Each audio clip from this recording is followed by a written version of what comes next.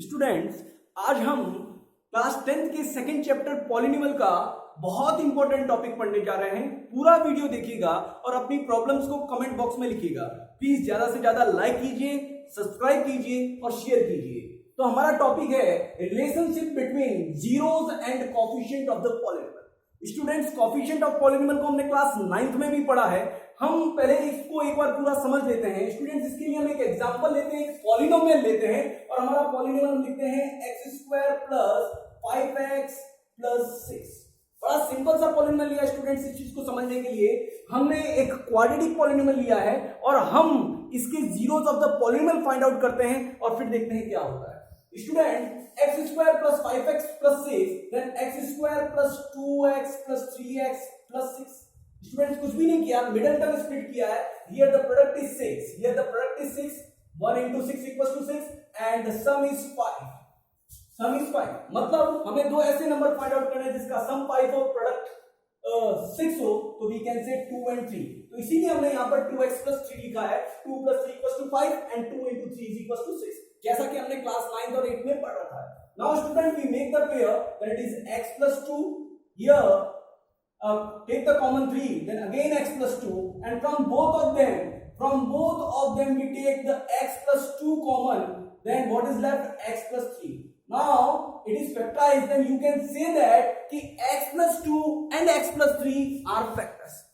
Suppose student, we are going to find out the zeros of the polynomial, then what happen? We put this one is equals to 0, this one is equals to 0, then what happen? The product of two expressions equals to 0, that means one of them, at least one of them equals to 0. So now x plus 2 is equals to 0.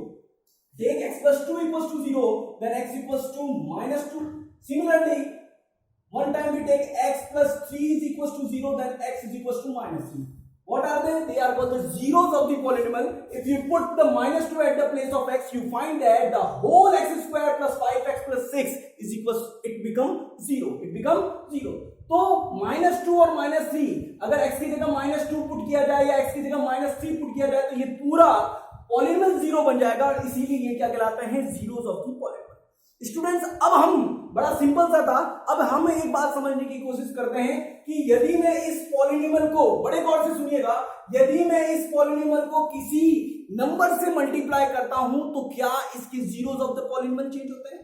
कहने का मतलब किसी constant से, देखिए किसी constant से किसी number से मल्टीप्लाई करेंगे तो क्या इसकी जीरोस ऑफ द पॉलिनॉमियल को चेंज होगा? तो हम क्या करते हैं, इस x² प्लस 5x प्लस 6 को किसी कांस्टेंट, मान लीजिए मैंने इसको 5 से मल्टीप्लाई किया, तो now what happen? x² plus 5x plus 6, अगर मैं इसको 5 से मल्टीप्लाई करूं, मान लीजिए किसी कांस्टेंट से, तो ये क्या हो जाएगा? 5x² plus 25x plus 30। अब आप मान लीजिए आपके पास में यही एक पॉलिनॉमियल है, मैंने इसको 5 से मल्टीप्लाई करके रखा, केवल आपको समझना है। Now if we take the 5 common, then what happen? x² plus 5x plus 6. Now what happen? ये 5 अपनी जगह रहेगा, इसको हम क्या करेंगे? अगेन मिडिल टर्म स्प्लिट, और ये सेम प्रोसीजर आएगा और ये चेंज हो जाएगा किसमें? x plus 2 into x plus 3। और अगर हम अब इसके zeros of the polynomial find out करने की कोशिश करेंगे तो क्या होगा? 5 मल्टीप्लाई में उधर जाकर क्या हो जाएगा? 0। Now again x plus 2 into x plus 3 equal to 0। वापस हम देखिए 5 मल्टीप्लाई में उधर जाकर 0 हो गया, तो मतलब सेम आया, मतलब x plus 2 into x plus 3 equal to 0 कब होगा? जब एक बार x plus 2 इक्वल टू 0 हो, तो x इक्वल टू क्या बना? -2। सिमिलरली हम एक बार x plus 3 इक्वल टू 0 लेंगे तो x इक्वल टू क्या हो जाएगा? -3। तो नाउ -2 और -3 अगेन 0 आता है, मतलब अगर हम इसको किसी कांस्टेंट से मल्टीप्लाई करते हैं तो इनके जीरोस ऑफ द पॉलिनॉमियल में कोई चेंज नहीं है। अब आप सोचेंगे कि ये मैंने क्यों पढ़ा है स्टूडेंट, इस बात को आपको समझना है और इसमें एक बात को और समझना है कि अगर -2 जीरो ऑफ द पॉलिनॉमियल है तो देखो -2 का एडिटिव इनवर्स करते हैं, तो -2 का एडिटिव इनवर्स होता है +2 और वेरिएबल यहां पर क्या चल रहा है? x, तो फैक्टर बनेगा x plus 2।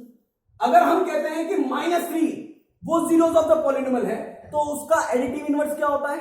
+3, और वेरिएबल यहां पर क्या है? x, तो x plus 3 क्या बना? फैक्टर। तो स्टूडेंट्स, अगर हमारे पास जीरोस हो तो हम उसका एडिटिव इनवर्स करेंगे और उसके साथ में क्या लिखेंगे?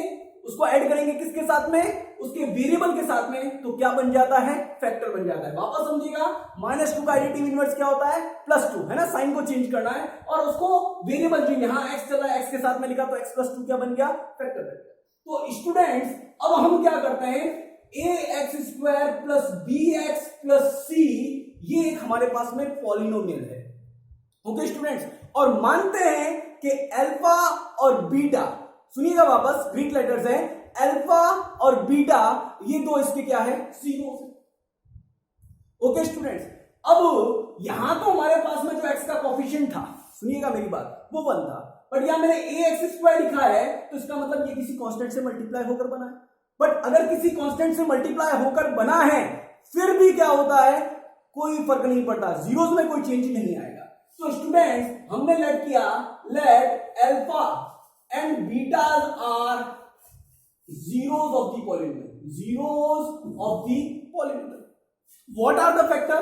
तो हम कहेंगे here x minus alpha and x minus beta are factor. But student अगर मैं ये फैक्टर है ओके, बट इन दोनों को मल्टीप्लाई करने पर एग्जैक्टली ये आए ऐसा जरूरी नहीं है, क्योंकि हो सकता है जैसे मैंने अगर इन दोनों को मल्टीप्लाई करूंगा तो ये आएगा। अब इधर भी जीरोस ऑफ द पॉलिनोमियल के फैक्टर तो ये बने x + 3 और x + 2, पर इन दोनों को मल्टीप्लाई करने पर ये नहीं आएगा, क्योंकि अभी 5 से मल्टीप्लाई करना बाकी। मेरी बात को फिर सुनिएगा स्टूडेंट्स, आपने देखा यहां पर भी फैक्टर क्या आ रहे हैं, x + 2 एंड x + 3, पर इन फैक्टर को मल्टीप्लाई करने पर ये सेम पॉलिनोमियल नहीं बनेगा। कौन सा बनेगा, x² + 5x + 6।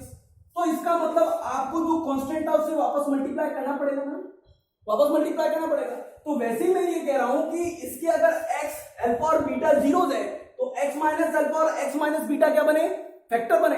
पर ऐसा जरूरी नहीं है कि x - अल्फा और x - बीटा को मल्टीप्लाई करने पर ये आ जाए, क्योंकि हो सकता है यहां पर किसी कांस्टेंट से मल्टीप्लाई किया गया और तब जाकर ये बनेगा, जैसे यहां 5 से मल्टीप्लाई करने पर बना था। तो यहां हम ये मानते हैं कि वो कांस्टेंट k है। तो अब क्या होगा कि अगर हम इन दोनों फैक्टर x - अल्फा और x - बीटा और k कांस्टेंट इन तीनों को मल्टीप्लाई करें तो 100% ये किसके इक्वल होगा, इस पॉलिनोमियल के इक्वल होगा। कब, यदि k कांस्टेंट हो और अल्फा और beta zeros of the polynomial हो। तो स्टूडेंट्स अब हम इसको सिंप्लीफाई करते हैं, क्या होता है, अब हम ये ax² + bx + c ये तो एज इट इज रहेगा और इसको हम मल्टीप्लाई करते हैं। तो देखो क्या आता है, k अपनी जगह है, इनको मल्टीप्लाई कीजिए, तो x multiply by x - beta, then x into x that is x², then x into -beta that can be written as the beta x, then हो गया, ये x दोनों को मल्टीप्लाई कर दिया। Now take -alpha into x that is -alpha x, then -alpha into -beta that is +alpha beta. Okay students, now अब आप ये समझने की कोशिश कीजिए, इसमें मैं क्या करता हूं, हम इसको अभी k से भी मल्टीप्लाई करेंगे और थोड़ा सा और सिंप्लीफाई करके लिखेंगे।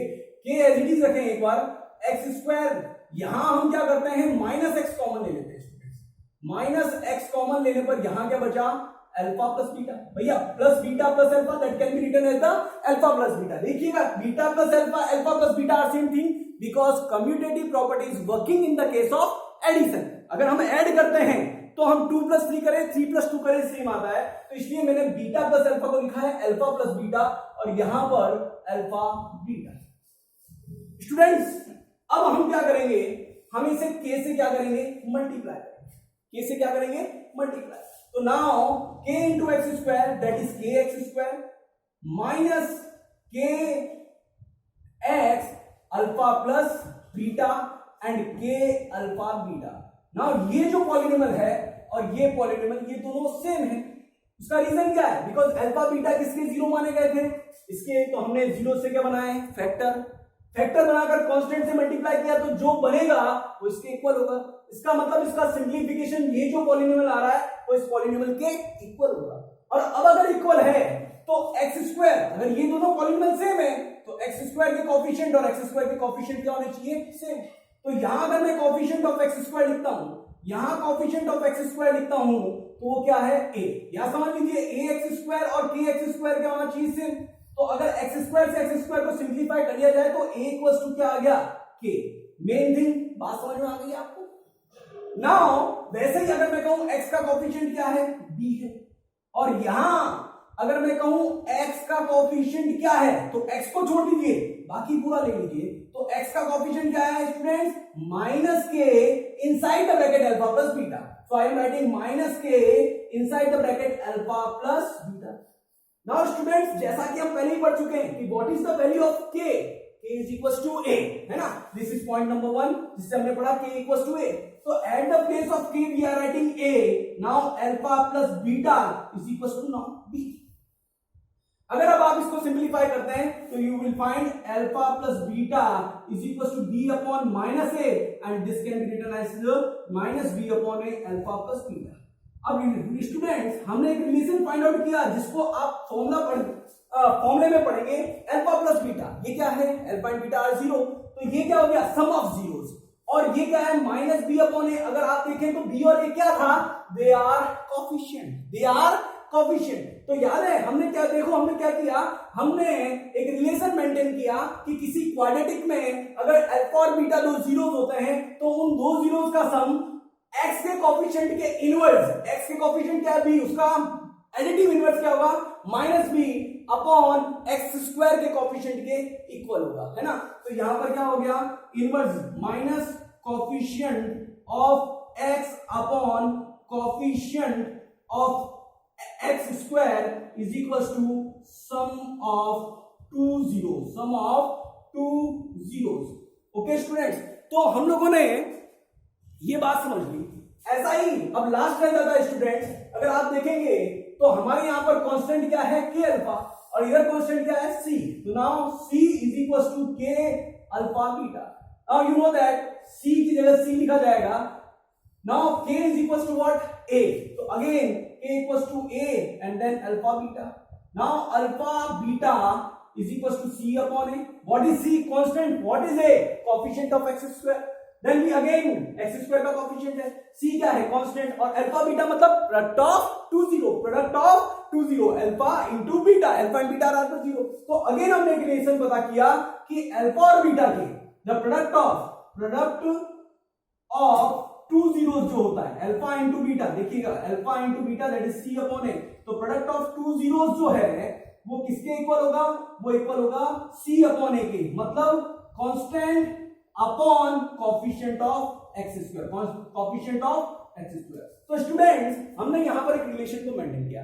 इसी के साथ स्टूडेंट्स, आपको ये जो बेसिक फॉर्म बन रही है जीरोस के अंदर, किसी पॉलिनोमियल की जीरोस के केस में बेसिक फॉर्म बन रही है, इसको आपको सदैव हमेशा याद रखना है स्टूडेंट्स। कौन सी बेसिक फॉर्म बन रही है, के then x square minus x alpha plus beta plus alpha beta.